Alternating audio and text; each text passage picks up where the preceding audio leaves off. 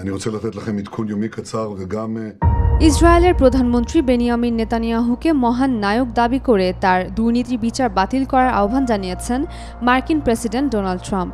Trump নেতানিয়াহুর বিরুদ্ধে মামলাকে একটি উইচ হান্ট বা রাজনৈতিক প্রতিহিংসামূলক মামলা হিসেবে বর্ণনা করেছেন।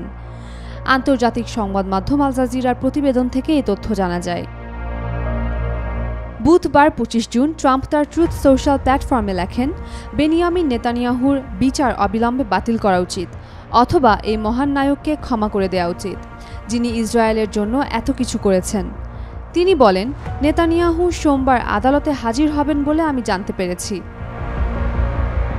নেতানিয়াহুকে ২০১৯ সালে ঘুষ, প্রতারণা ও বিশ্বাসভঙ্গের অভিযোগে অভিযুক্ত করা হয়।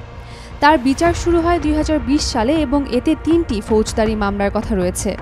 নেতানিয়াহু সব অভিযোগ অস্বীকার করেছেন ও নিজেকে নির্দোষ দাবি করেছেন। ইসরায়েলি সংবাদ মাধ্যম জানিয়েছে, ৩ জুন থেকে নেতানিয়াহুর জেরা শুরু হয়েছে, যা চলতে পারে প্রায় ১ বছর। ইসরায়েলের প্রেসিডেন্ট ইসহাক হারজগ আইনি ক্ষমতা রাখেন নেতানিয়াহুকে ক্ষমা করার, কিন্তু তিনি বলেছেন এই মুহূর্তে সে বিষয়টি আলোচনায় নেই এবং এ পর্যন্ত কেউ এ ধরনের অনুরোধও করেননি। ট্রাম্প আরও বলেন, আমেরিকা ইসরায়েলকে রক্ষা করেছিল আর এখন আমেরিকায় নেতানিয়াহুকে রক্ষা করবে। তবে ট্রাম্প বা যুক্তরাষ্ট্রের সরকার নেতানিয়াহুর বিচার বন্ধ করতে কী পদক্ষেপ নিতে পারে তা পরিষ্কার নয়। উমের রুম্মান ক্রান্তি, ডেইলি সান।